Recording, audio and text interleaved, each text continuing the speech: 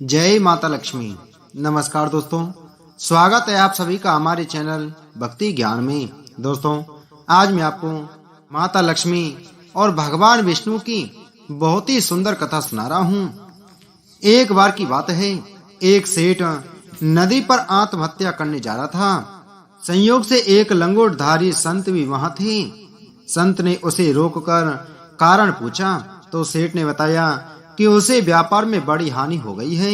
संत ने मुस्कुराते हुए कहा, बस इतनी सी बात, चलो मेरे साथ, मैं अपने तपोबल से लक्ष्मी जी को तुम्हारे सामने बुला दूंगा, फिर उनसे जो चाहे मांग लेना। सेठ उनके साथ चल पड़ा। कुटिया में पहुंचकर संत ने लक्ष्मी जी को साक्षात प्रकट कर दिया। वे इतनी सुंदर थी कि सेठ अवाक रह गया और धन मांगना भूल गया। देखते देखते सेठ की दृष्टि उनके चरणों पर पड़ी। उनके चरण मैल से सने थे।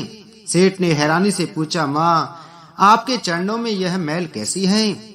माँ ने कहा, पुत्र, जो लोग भगवान को नहीं चाहते, मुझे ही चाहते हैं, वे पापी मेरे चरणों में अपना पाप से भरा माथा रगड़ते हैं। उनके माथे की मैल मेरे चरणों पर चढ़ जाती है। ऐसा कहकर लक्ष्मी जी अंतर्ध्यान हो गईं। अब सेठ धन न मांगने की अपनी भूल पर पछताया और संत चरणों में गिरकर एक बार फिर उन्हें बुलाने का आग्रह करने लगा। संत ने लक्ष्मी जी को पुनः बुला दिया। इस बार लक्ष्मी जी के चरण तो चमक रहे थे, पर माथे पर धूल लगी थी। पुनः अवाक होकर सेठ धन मांगना भूलकर पूछने लगा, माँ, आपके माथे पर मैल कैसे लग गई? लक्ष्मी जी ने कहा, पुत्र, यह मैल नहीं है, यह तो प्रसाद है। जो लोग भगवान को ही चाहते हैं, उनसे मुझे नहीं चाहते, उन भक्तों के चरणों में मैं अपना माथा रगड़ती हूँ। उनके चरणों की धूल से मेरा माथा पवित्र हो जाता है। लक्ष्मी जी ऐसा कहकर पुनः अंतर्ध्यान हो गईं। सेठ रोते हुए संत चरणों में गिर गया। संत ने मुस्कुराते हुए कहा, रो मत, मैं उन्हें फिर से बुला देता हूँ। सेठ ने रोते रोते कहा, नहीं स्वामी जी, वह बात नहीं है। आपने मुझ पर बड़ी कृपा की, मुझे जीवन का सबसे बड़ा पाठ मिल गया। अब मैं धन नहीं चाहता, अब तो मैं अपने बचे हुए जीवन में भगवान का ही भजन करूंगा। संत ने कहा, हे सेठ, अब तुम्हारी आंखें खुल गई हैं, इससे बड़ी बात और क्या हो सकती है?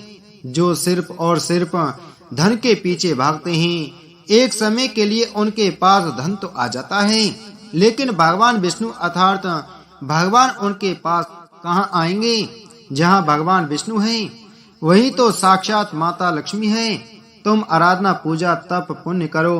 अगर ऐसा करोगे तो माता लक्ष्मी तुम्हारे पास स्वतः आ जाएंगी। हे सेठ, माता लक्ष्मी ने तुम्हें यही बात समझाई है जो कि तुम अब समझ चुके हो। अब तुम्हारा जीवन सार्थक हो गया है। महात्मा बोले, हे सेठ, मैं तुम्हारे मन और हृदय परिवर्तन से बहुत खुश हूँ। तो चलो मैं तुम्हें माता लक्ष्मी और भगवान विष्णु की एक कथा सुनाता हूँ। एक बार श्री हरि नारायण देवी लक्ष्मी से बोले, लोगों में कितनी भक्ति बढ़ गई है, सब नारायण नारायण कहते हैं।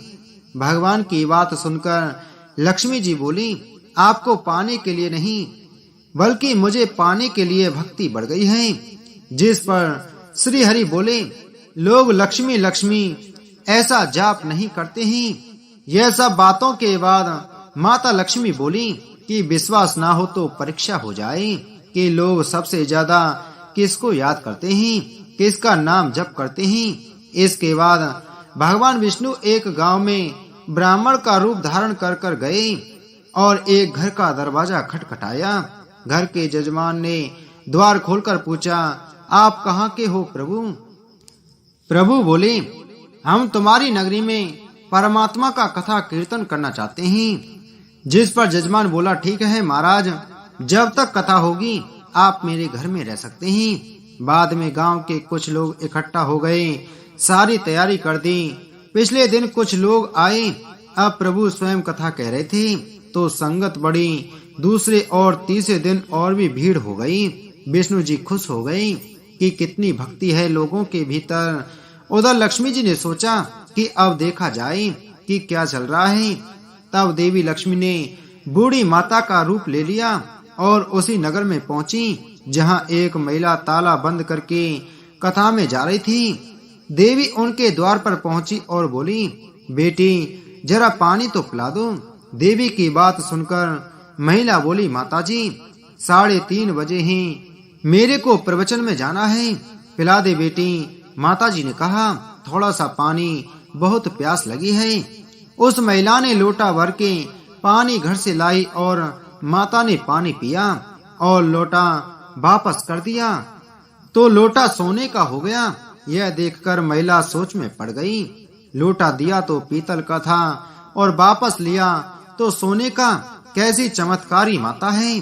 अब उस महिला ने हाथ जोड़कर कहा कि माताजी आपको भूख लगी होगी, खाना खा लीजिए। लालच की इच्छा रखते हुए सोचा कि खाना खाएंगे तो बर्तन भी सोने के हो जाएंगे।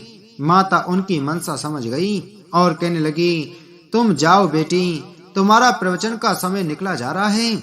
जिसके बाद वह महिला प्रवचन में गई, लेकिन उसने आसपास की सभी महिलाओं को सारी बात बताई। महिलाएं यह सुनकर चलते सत्संग के बीच में से उठकर चली गईं। वहीं अगले दिन से इस कथा में लोगों की संख्या कम हो गई।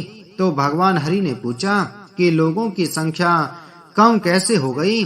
तब किसी ने कहा कि गांव में एक चमत्कारी माता आई हैं, जिसके घर से दूध पीती हैं तो गिलास सोने का हो जाता है।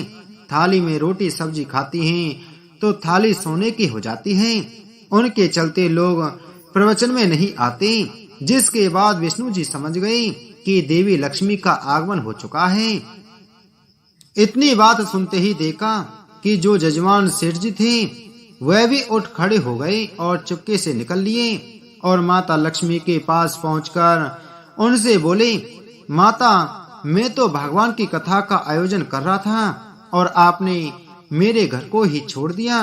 देवी बोली, तुम्हारे घर तो मैं सबसे पहले आने वाली थी, लेकिन तुमने अपने घर में जिस कथाकार को ठहराया है, अगर वह चला जाए तभी मैं आऊंगी।